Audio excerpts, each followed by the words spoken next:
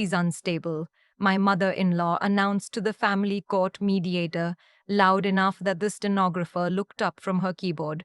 She's always been unstable. My son deserves full custody, and I think this mediator already knows that. I sat across the table from her and said nothing.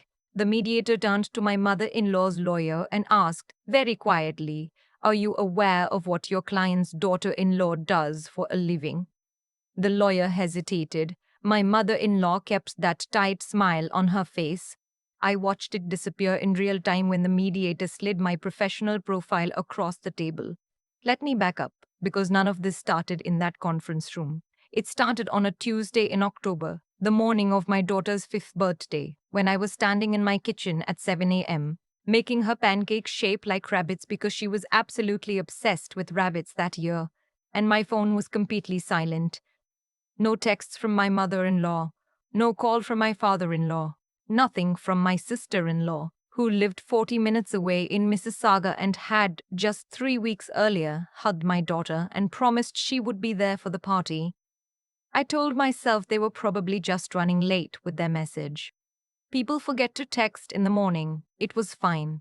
My daughter came downstairs in her birthday dress. She had picked it out herself, pale yellow with a white sash, and she had laid it on her chair the night before so it would be ready. She was 5. She had been counting down for 2 weeks. "Is everyone coming today?" she asked, climbing onto her chair. "Of course," I said, and put a rabbit pancake in front of her. "Is Grandma coming? I'll check in with her a little later, okay?" She nodded very seriously and poured approximately half a bottle of maple syrup onto her plate. I turned back to the stove so she wouldn't see my face. My name is not important to this story, but my job is. I'm a forensic accountant. I've worked for the same firm in downtown Toronto for 9 years. What that means, in practical terms, is that when companies suspect fraud, embezzlement, or financial misrepresentation, they call us. We go in, we look at everything, and we find where the money went. I have testified as an expert witness in 11 federal cases. I have a professional designation that took me 4 years of postgraduate work to earn. I mention this not to brag, but because it becomes relevant later, in a way that I genuinely did not plan. At the time of my daughter's 5th birthday, I had been separated from my husband for 7 months. The separation was not my choice. He had been having an affair with a colleague for approximately 2 years, something I discovered by accident when I was looking for a parking receipt in his jacket pocket and found a hotel key card from a place we had never stayed together. I am a forensic accountant. Once I knew what I was looking for, the rest took me about 4 days. He moved out in March. We agreed to share custody on a week-on-week off schedule while the formal arrangements were being worked out. The divorce proceedings were civil, if cold.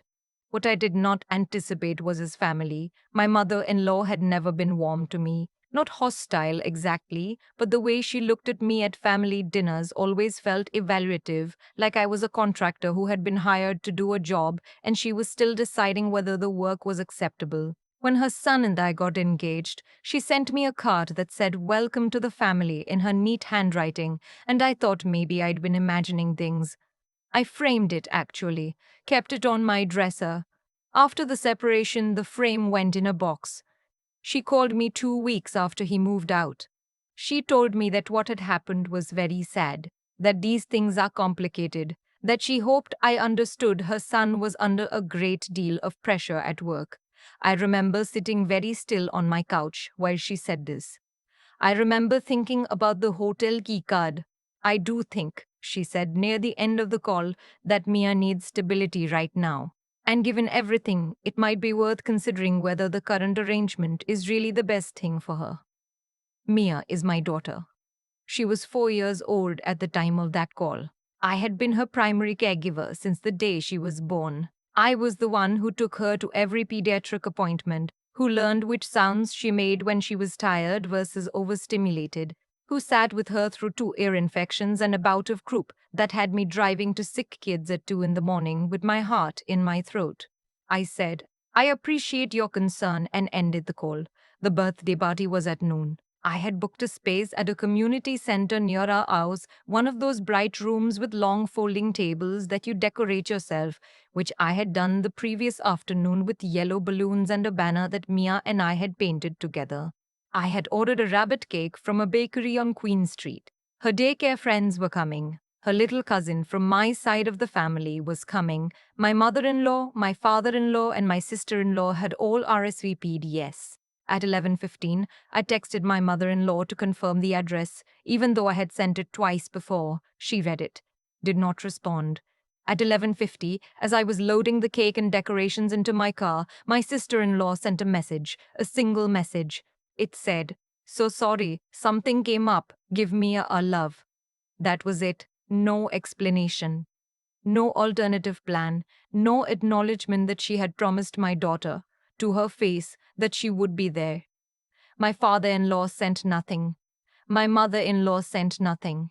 I sat in the driver's seat of my car for about 90 seconds. Then I drove to the party. Mia had a wonderful birthday. Her friends from daycare came, loud and delightful, and they played the games I had set up, and they ate rabbit shaped sandwiches, and they absolutely demolished the cake. My sister was there with her husband and their kids. My best friend came with her daughter, who is Mia's age and her closest friend. There were streamers everywhere by the end, and Mia was flushed and laughing and sugar-soaked and completely, radiantly happy. At one point, about halfway through, she looked at the door. "Is Grandma coming?" she asked. Not sad, just checking. I crouched down to her level. "Not today, baby. But look, Emma's here and she brought you something." Mia turned immediately to Emma and forgot about it, the way 5-year-olds can, their grief fast and their joy faster. I watched her run across the room and I stayed crouched on that floor for an extra second, hand pressed flat against the linoleum, just breathing.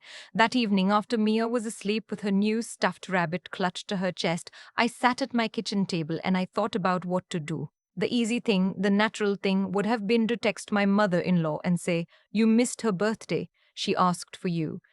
This was not okay. But I have learned in 9 years of forensic accounting that the first response to a provocation is rarely the strategic one. You don't send the email and you're angry. You document. You wait. You build the file. I pulled out a notebook and I wrote down the date, the RSVP, the time the message from my sister-in-law arrived, the fact that my mother-in-law read my message and did not respond. I noted that my father-in-law sent nothing at all. I wrote, "Mia asked twice if Grandma was coming." Then I closed the notebook and I went to bed. Over the following weeks, I learned, through the particular osmosis of a separated but not yet divorced family, that the reason they missed the party was a day trip. My mother-in-law and father-in-law had driven to Niagara-on-the-Lake for a wine tour, which my sister-in-law and her husband had joined. A spontaneous thing, apparently. It came up, as my sister-in-law had said in her text. Something came up. What came up was a wine tour. My daughter's 5th birthday was skipped for a wine tour. I added this to the notebook. I also, around this time, began to understand that the custody conversation was not casual.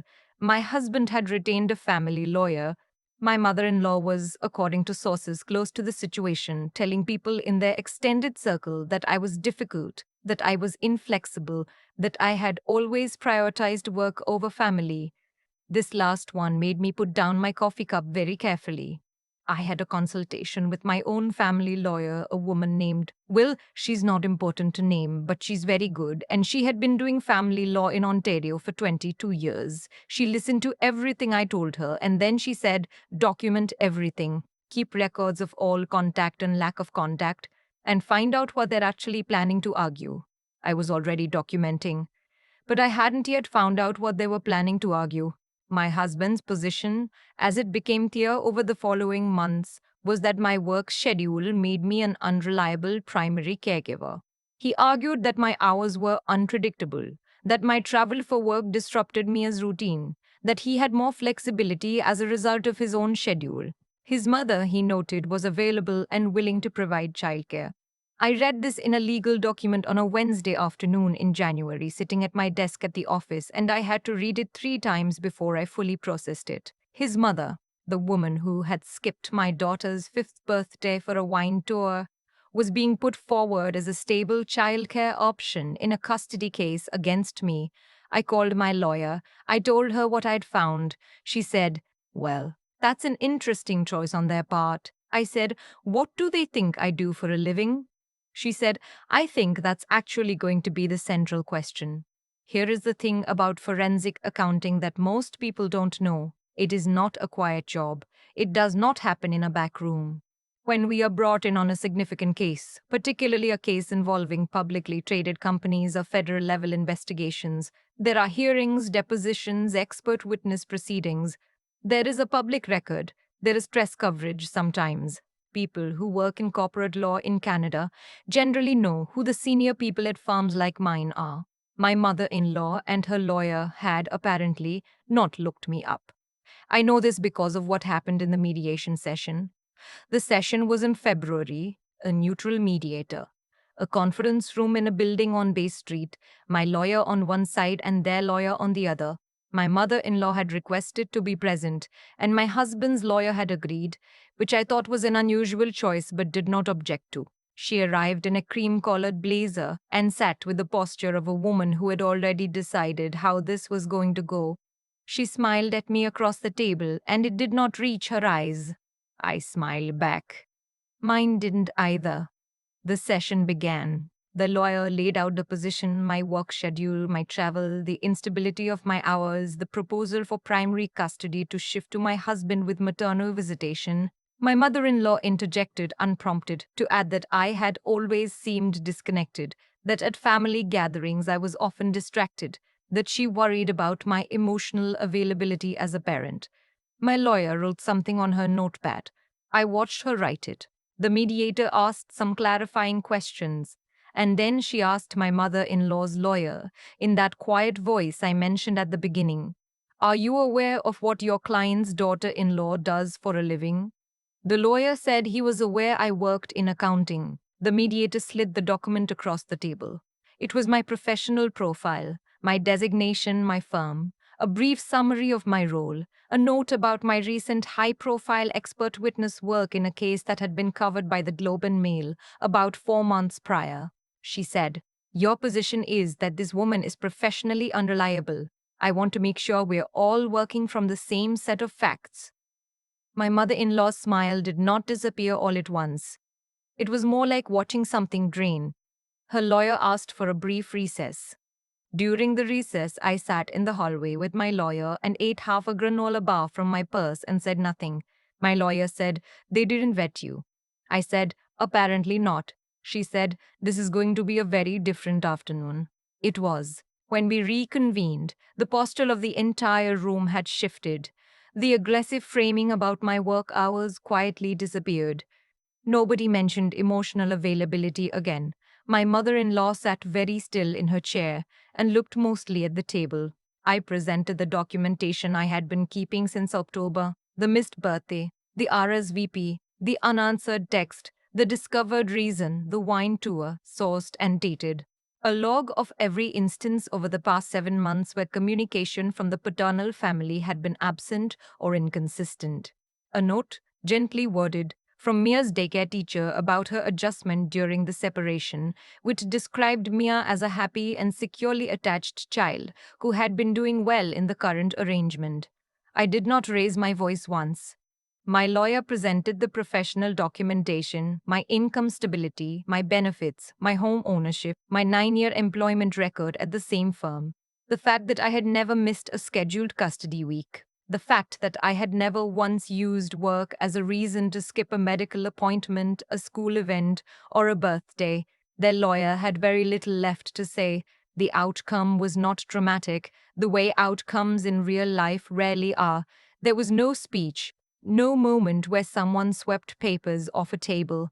The mediation resulted in a recommendation that the existing week-on week-off arrangement continue, with no change to primary caregiving status.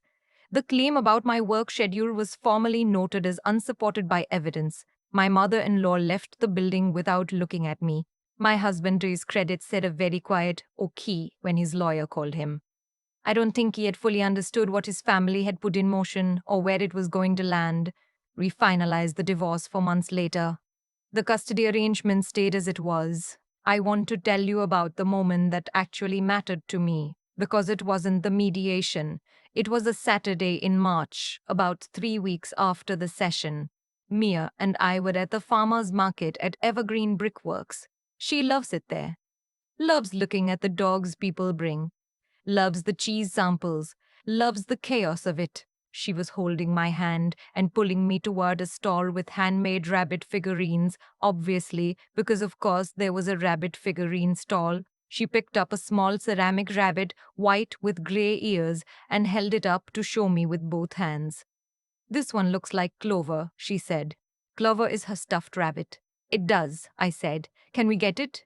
We can get it. She beamed. She carried it herself all the way back to the car, held against her chest with both arms, and talked to it the entire walk about what its name would be and where it would sleep and whether Clover would like it. I watched her from behind and thought, she is fine.